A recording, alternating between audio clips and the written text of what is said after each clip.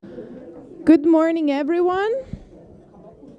Welcome to the second day. Allow me first to make a couple of introductory words, and then I will also pass the floor to my colleague who has a couple of things to raise your attention to. So there's going to be a couple of minutes before we actually start with welcoming our guest. So today, it's a very exciting day because today is the day about European citizenship. Yeah, I think yesterday many of you were coming at some coffee breaks or at the end of the program. Okay, but are we going to discuss this more, or are we going to dig into that part of the concept? Are we going to ask ourselves those questions? So hopefully today, at least the morning part of the day is dedicated to digging deeper into understandings and concepts, and maybe some challenging approaches when we talk about European citizenship, yeah? And we already heard that it's a complex and sometimes contested concept. So we are very excited about today, and there will be also more than just the morning where we dig into these concepts and challenges around. And in order to also prepare properly for the second part of the day, I will ask Vojislava just quickly to turn to the good practices, yeah? Thank you, Simona. Okay. You remember that yesterday at the end of the day I gave you a little bit of a homework? Yes? And the homework was related to reading what are the good practices, examples and possibilities that you can visit this afternoon. So I invite you now this morning not to forget to identify yourself and to put your name on the list of one of the 5 practices. The afternoon will look like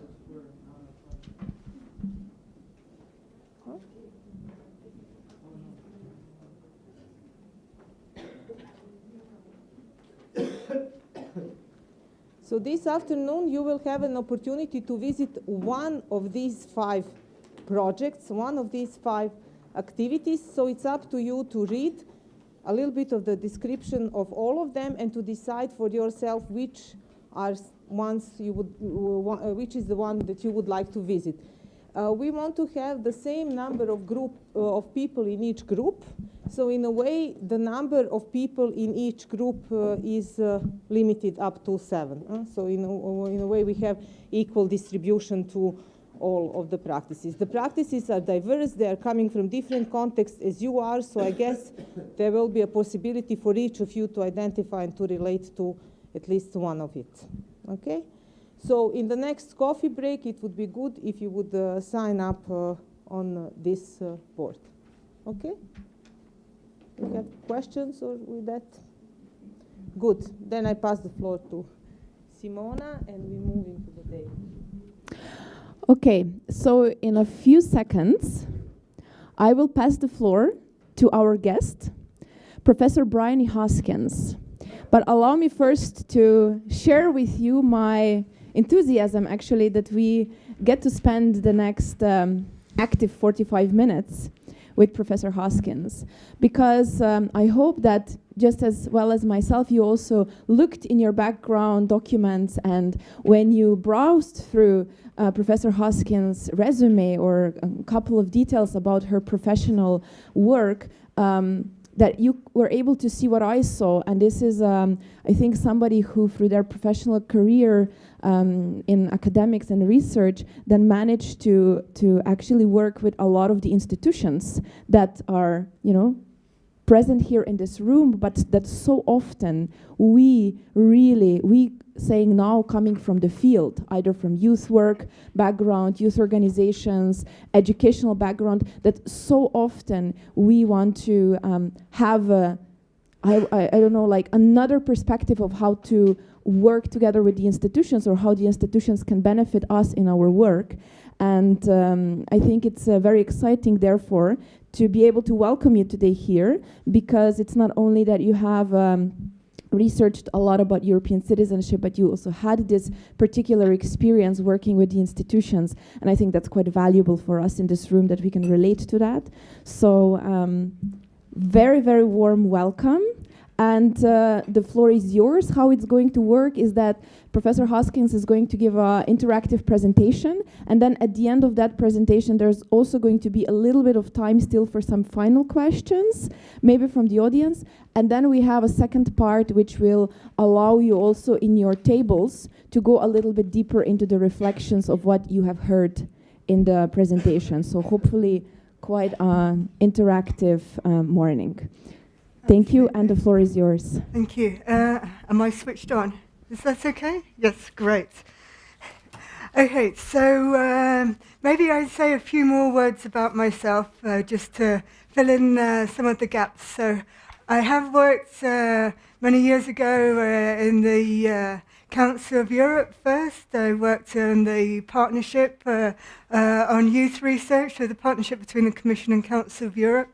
And then I worked on the European Commission, developing indicators on active citizenship and European citizenship. And then I went back into to the UK and went back into traditional academia. So I have a bit of experience in all the worlds, and I hope that that will help in sharing today my understanding of European citizenship. I think what's really important with this concept is what has been said earlier, that there is no single definition.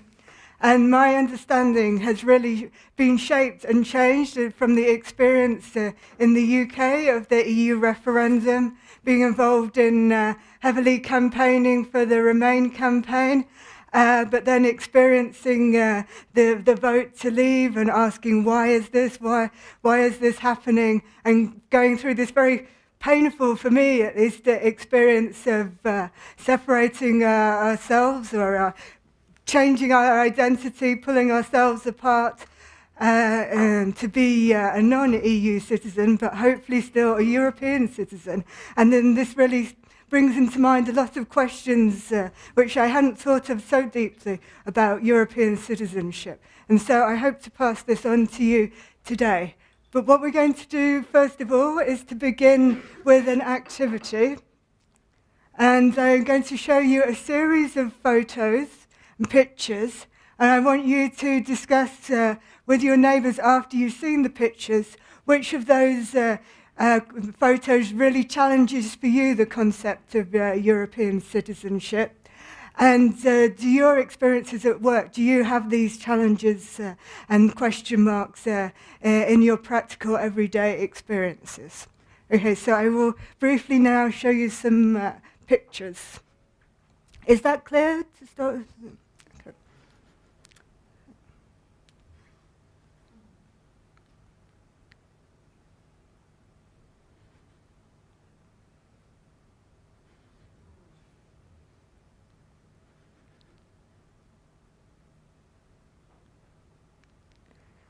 Does anyone, I didn't know if this was culturally interchangeable or not.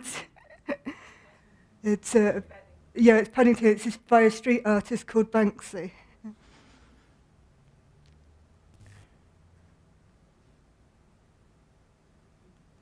And then a more positive one at the end. So if you want to, I'll put the pictures through again maybe, but if you'd like to discuss with your neighbours if this provokes some challenges to the concept of European citizenship for you.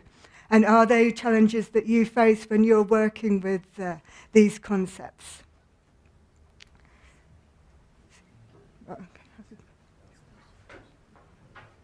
Just for a couple of minutes.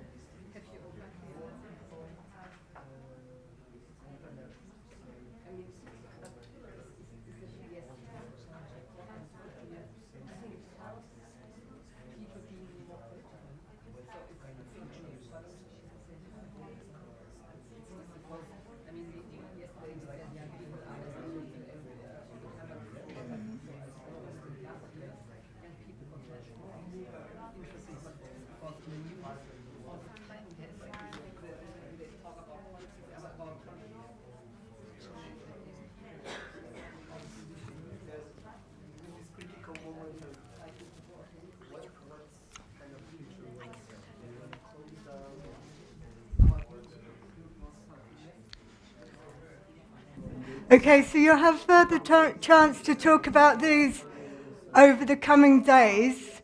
But would any table like to put up their hands or anybody like to put up their hand to give feedback on what challenges they have from their work and which pictures provoke these challenges and ideas? Do we have any brave volunteers to say anything?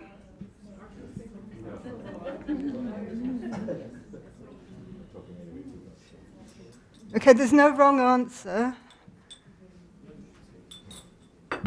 Okay, I see someone being pointed at. Is that the same as volunteering?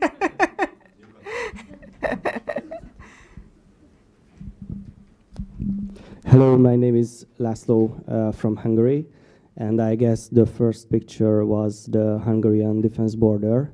So we are, and the first question was from me to me about migration, and migration is a very crucial part nowadays for youth work.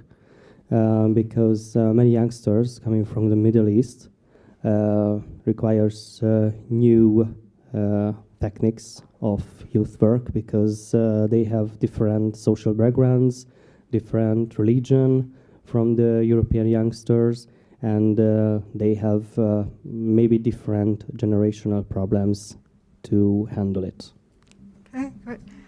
Okay, let's hear from you. I strongly disagree. Okay, let's hear. I would strongly disagree. We have the tools, we have the methods, we're using them since 20-25 years. It's just a question of thinking perhaps in new frames, and to say there's the European youngsters and there the youngsters from the Middle East is not working. Look at our societies we have in Europe since 50 years, they are diverse, so I would say we just have to adapt what we anyway do and know. Okay, but the key issue of the borders and where is Europe, where is the line of European citizenship, and who can have this identity, who is allowed into Europe or who's allowed into the European Union is a big question and a challenge which we face in Europe today. And it's going to be something which you'll be working with the concept of European citizenship, many of you. Okay. So to start the presentation today, I'm going to turn it all on its head. So instead of asking what is European citizenship, we're going to ask what kind of citizens do we need in Europe today? So looking the question completely the other way up.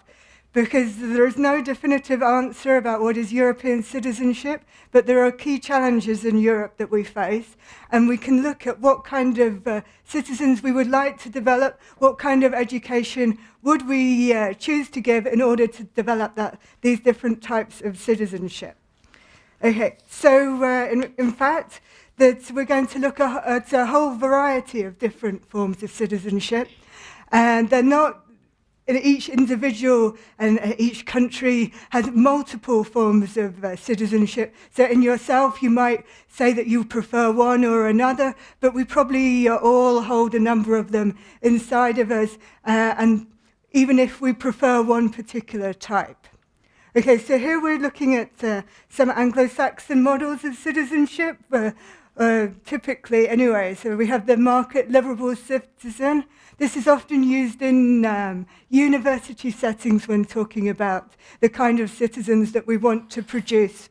So looking at competitive, efficient, productive individuals who travel the world, consuming other cultures, trying out different cultures, but the idea is towards enhancing their own wealth and their own careers. And we have also a liberal democratic citizen, also something which is very associated with the UK or the US, this kind of citizenship, volunteering to help other people, looking after the poor, but not disturbing the status quo, not really challenging who has positions of power and who has wealth, and not really prepared to give a great deal of these up. Oops. Okay, then we have some ones which come more from continental Europe. So we have a civic Republican citizen who's a bit more patriotic, who puts the nation state and the country and civic loyalty first, much more politically engaged, but at the level of the nation state. And then we have a nationalist citizen, which is more about deciding that your ethnic culture and your ethnic language is the most important and should be protected, and your loyalty rests with your ethnicity. And these are where some of the populist and anti-immigration discourse comes from. And we can have another type of citizenship, global citizenship, which looks at the inequalities within and between countries and the interdependence between countries. And I did some work with this with UNESCO, helping them to develop indicators for the Sustainable Development Goal 4.7, which I'm sure you're aware of. We were coming up with different definitions, different understandings of this concept. And we were looking at how it was important to have an understanding of global human rights and the need to create social justice both within and between different countries. And it's the importance of action at all different levels, the level, and many people that their actions will only be at the local level or and won't go much further, but that's okay. It's because it's about understanding that the actions that you and the decisions that you take at the local level, how that they affect other, and not just how, but they actually care about the effect of their decisions on other people in their own country, but also other people all the way around the world and the world as a whole. So it's really caring about the decisions that you take in everyday life and trying to create social justice, but for the whole world, and not just prioritizing your individual group or your individual country, but understanding the importance of all the countries and everybody together. Oops. So we can say that there are these different types of citizens. So we had the market liberal, so the one going towards greater employability, efficiency, and developing their individual self. The liberal democratic citizen, the one who wants to volunteer and to take care of the poor, but not to challenge the status quo. The civic republican citizen, the one who has loyalty towards the level of the nation state and passionate about their country. And then the nationalist citizen who really thinks about their ethnic identity as their citizenship and their language and their culture. And then we have a global citizenship, which is more looking critically at the global citizenship itself doesn't have to be, but a critical global citizenship is about understanding not just about your own country or your own groups, but understanding the interdependencies and the connections between the individual and their decisions and the effect across the world. So we might probably have a preference, I guess, in this room, we probably have all a preference for a global, critical global citizen. But we probably also, within ourselves, know that at times, particularly when the football is on or whatever, we can demonstrate other types of citizens within ourselves. So we have to understand we're all a bit of a mixture, and also to understand that within our countries, and with Europe, we have places which are more heavily focused on one type of citizenship or another. And what we noticed within an EU project which I completed recently was that actually that the policy choices and policy decisions at European and national level had quite changed. That the critical global citizen, or what we called then the active citizen, or the education for democratic citizenship, this agenda was clearly there between 2000, 2008, both at a European and many countries also at a national level. And then during the economic crisis, then the policy focus really changed. The citizenship agenda really got crushed and minimalized. Where it did still exist, it was orientated towards economic agenda. So a lot of the activities, both at European and national levels, turned towards activities to develop employability, even if there weren't jobs for young people to be employed by all the time.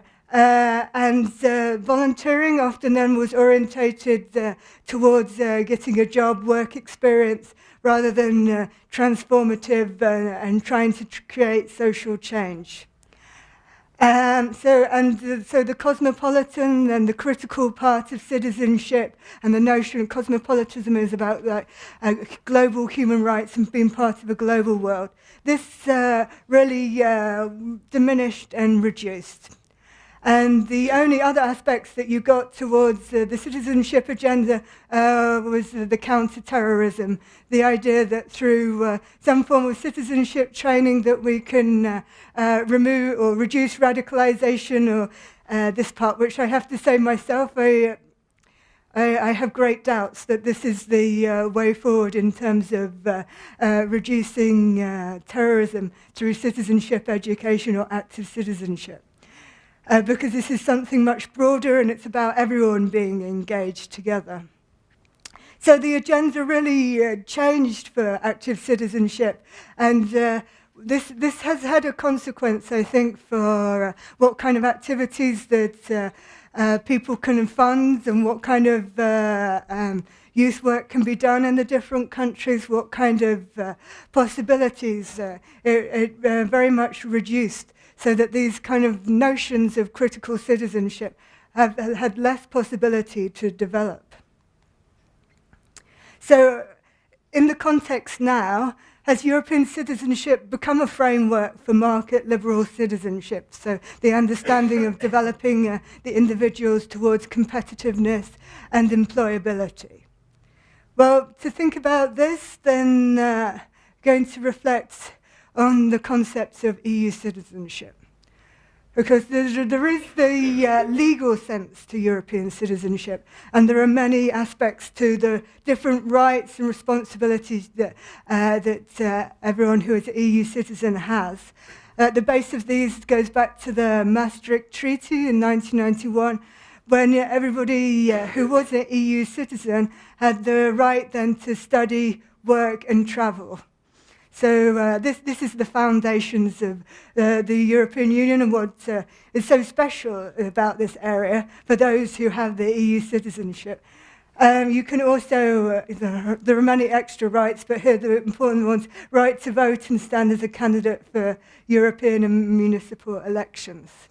But we should consider here that this has always been, and something which has become very much clearer to me, is that soon I'm going to be from a third country, and suddenly, okay, so what does that mean? I will no longer have those rights to study, work and travel across the EU, and suddenly this becomes more important in my mind. I'm sorry if I didn't understand it fully before, but I do fully now. And now I can see that actually it is quite an exclusive thing to have for certain groups of people.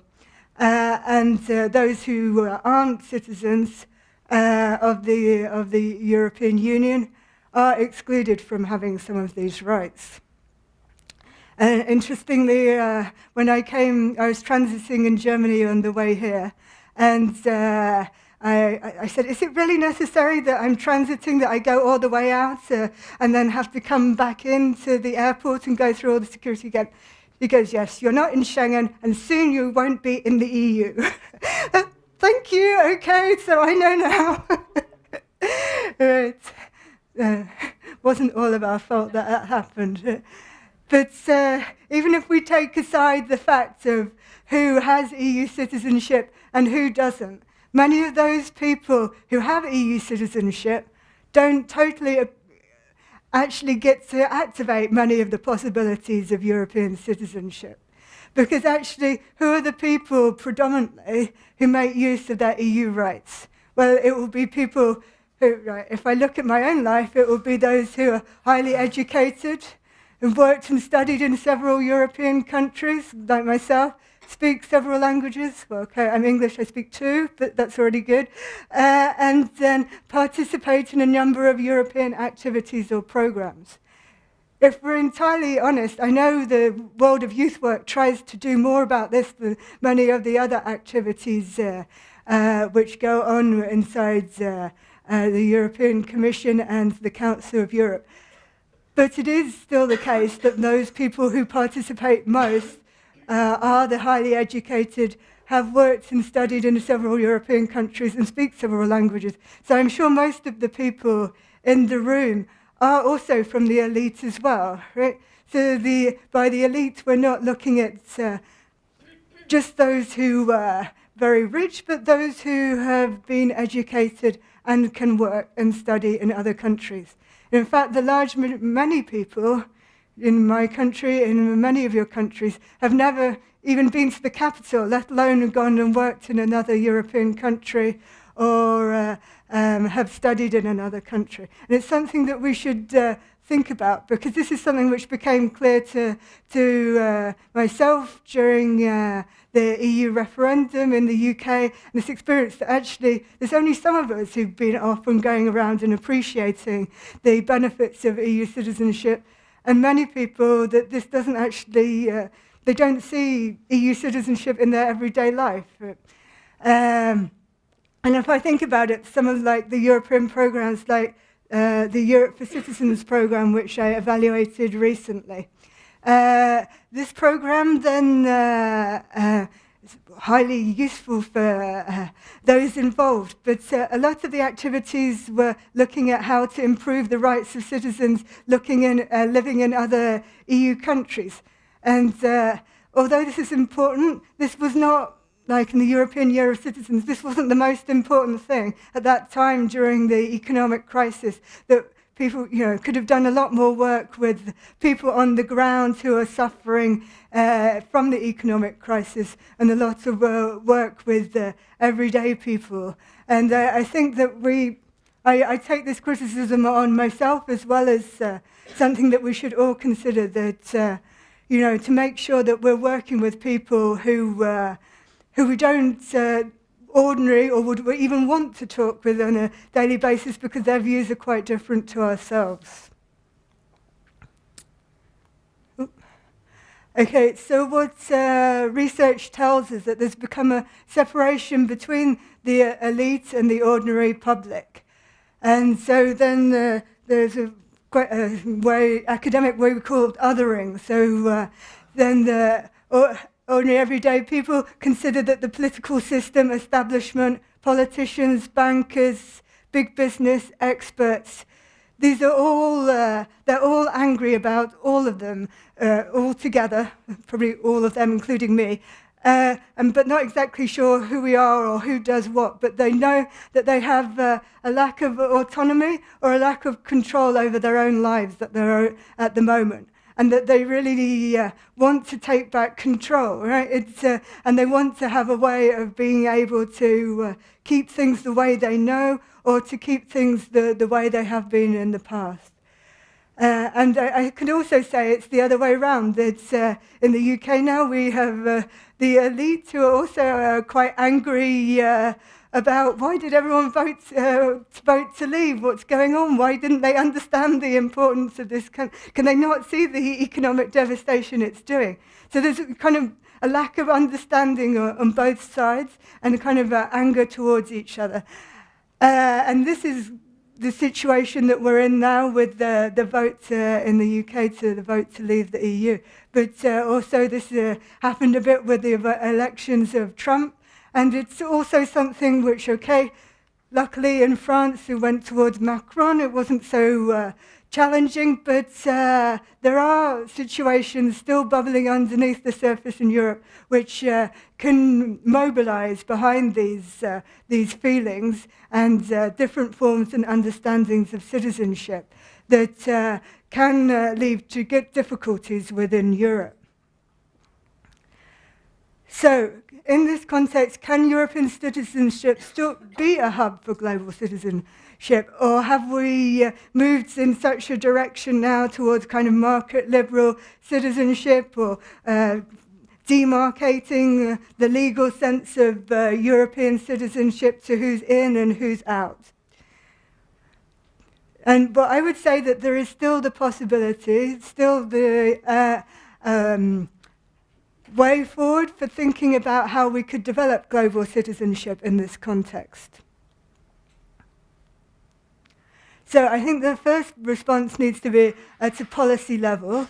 So in terms of policy and also practice, it's very important to reveal the inequalities in society, reveal and demonstrate to people how different groups of people in society, those with greater socio-economic inequalities, are suffering, and how they have suffered from long-term austerity and globalization, and try to improve their life chances, working in conditions, and to increase their possibility for decent work. So then we also need to bring back, and now I think as there is a greater possibility for this as the economic crisis starts to lessen, that there is a chance for the active, critical global citizenship agenda to come back and try to engage all groups of people from across Europe in all decision makings at all levels. And this really includes those who are working with less advantage, so those who are working maybe in vocational education and training, those who are working in adult education, or those working within youth work with socioeconomically disadvantaged. And ensuring that they get the skills and get the opportunities to participate in decision making and feel part of the system and feel part of Europe. But I should also, from my own research, I should also point out some important things, which is not totally palatable to the field of youth work, but I've seen from my own research that voluntary activities are typically taken up by advantaged. This also happens in schools as well. If you offer opportunities for school councils, school debates, it's typically the advantaged students who end up taking these activities and gaining more and gaining from them. So in a way, compulsory activities like citizenship education in schools can actually help. And we found that it actually has an additional effect for those from disadvantaged backgrounds to actually do citizenship education in school, gives them more of a bonus and reduces inequalities in political engagement. And it has to be recognized, right, that it does take a lot longer to involve everybody in decision making, making sure everybody's included. Sometimes takes more time, more money, and it, in a way, it has to become inclusiveness has to become an indicator of success in order that this is understood to be equally important as, or more important than many of the other indicators or evaluations that we have as success. And it has to be taken into account. That additional extra time is important.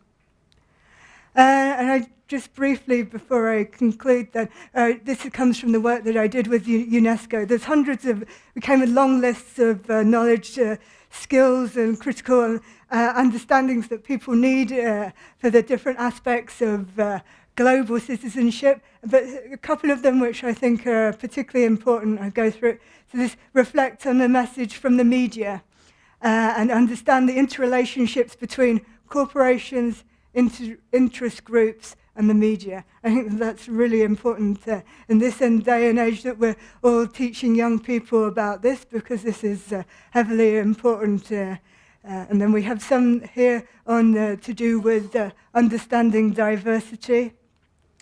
And then just to say from the social and emotional aspects, a sense of belonging to a common humanity. This is really important to develop, sharing values and responsibilities based on human rights. And how to do this? well, the how is about opening up the spaces for participation in decisions that affect people's everyday lives, in learning environments, but also in work. So different opportunities to be part of the decisions of what they're doing in work, but also the rights of their work, in unions, local communities, how everybody can be involved and have a stake in what's happening in the local community and feel that they have a sense of belonging and sense of empowerment in the decisions of their everyday lives. So, and it's about using these spaces to develop a sense of belonging and shared sense of ownership beyond the national borders. Oops. And so, and what I said is start from the grassroots up. So this is some action that we've been doing in the UK, developing and trying to get change understandings to do with European citizenship and to get people to engage with, young people to engage particularly with this topic.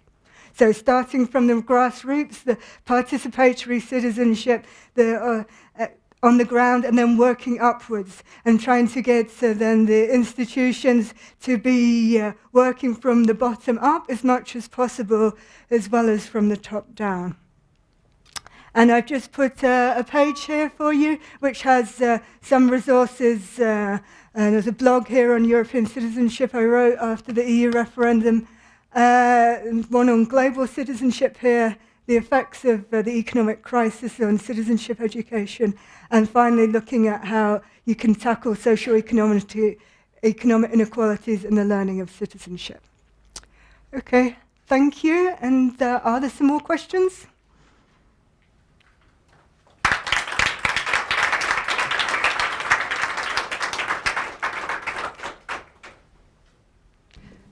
Thank you very much. And yes, we actually have a bit of time for some questions. Thank you. Thank you for your presentation. However, I would like to challenge one of the points that you proposed, and that's one that EU rights are mostly exploited by European cosmopolitan elite. While on the other hand, I think that that's the point of view from the probably Western EU countries, but from the eastern part, especially, for example, from Croatia. In the last 3 years, there is like 200,000 people that left Croatia and exploited their right to work in other EU countries. And on the other hand, the programs for elites, for students, and so on, are very scarce in the way of numbers and the people that are using them. So I think that there are different points and that it's not only the elite that uses their rights. Okay, well, I think that you're right that, let's go back to the slide. I think that you're, yes, you're right in one sense that in Eastern Europe, and this book comes through on in a special issue of the journal, which I have the link to, that the countries from Eastern Europe talk about the recession and the economic crisis in terms of migration from Eastern Europe to Western Europe. And this is definitely the case of one example. But I think, at the other hand, that you should also think about if this part of European citizenship is also something which happens in Eastern Europe as well. That now that things are stabilizing a bit, who are the people who are engaging really in the European programs, who are, let's say, making the most, in an elite sense of the word, taking education opportunities in other countries? Are those the young people who leave, are they the most talented? Probably yes, right? They're the ones with the highest level of education, those with who speak another language, and maybe even participated in an EU program. I think that still, although I'm not a total expert on this, I do remember that the people leaving are the more privileged and more able youth.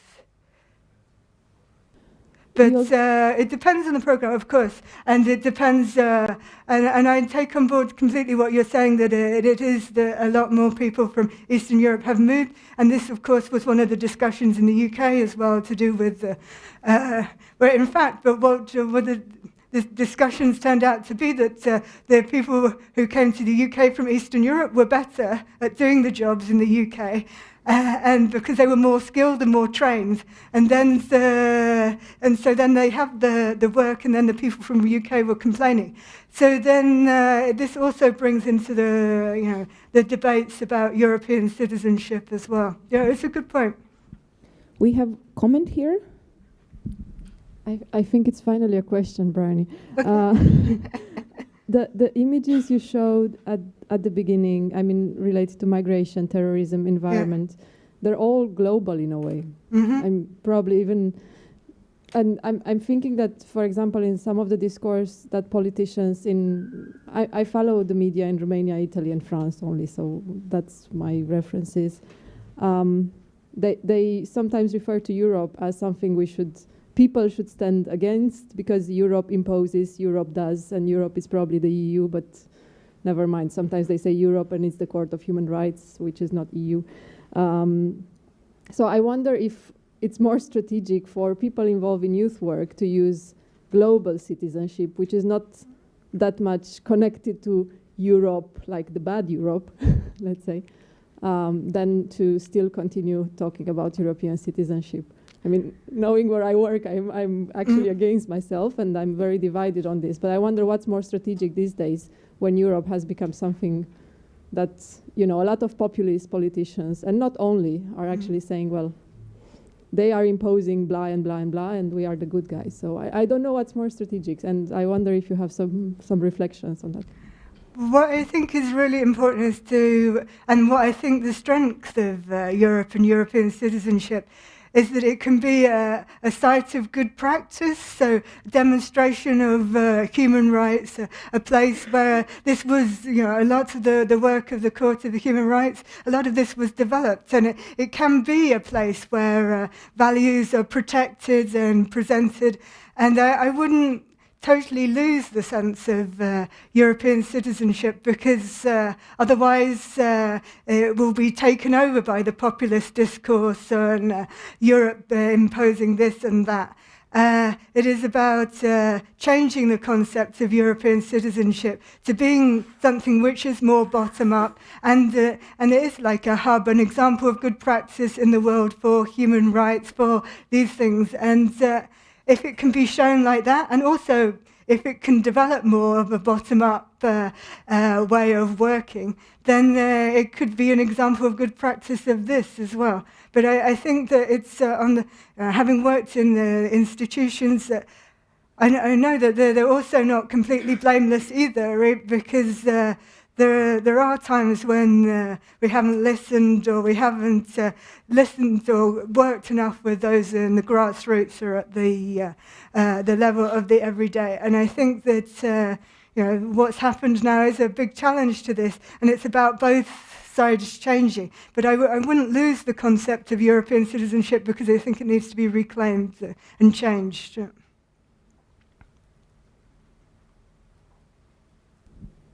Any more questions or comments?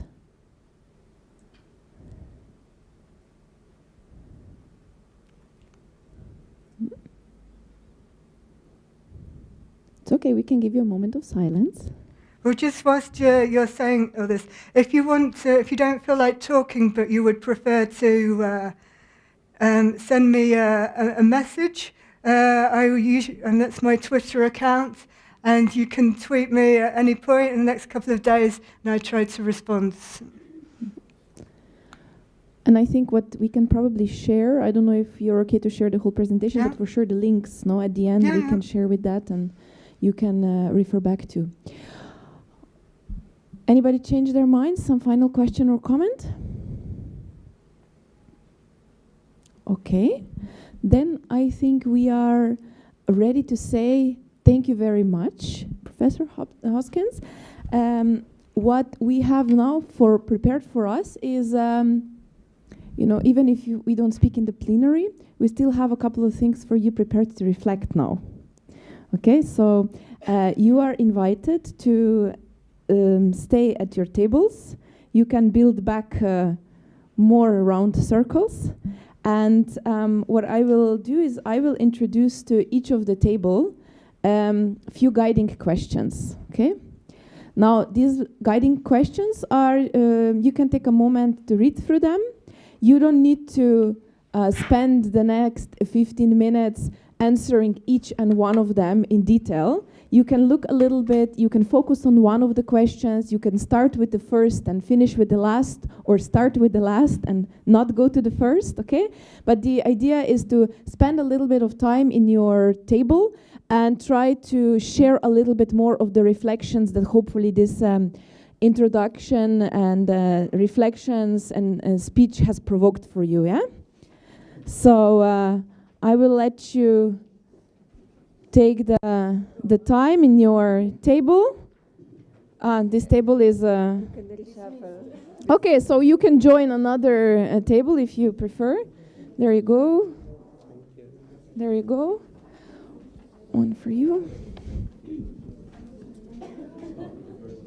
Voila.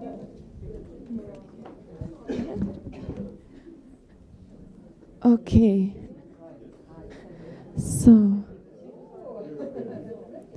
So we'll take 15 to 20 minutes. I'll check around a little bit how you're doing, and then we'll just have a final little bit of sharing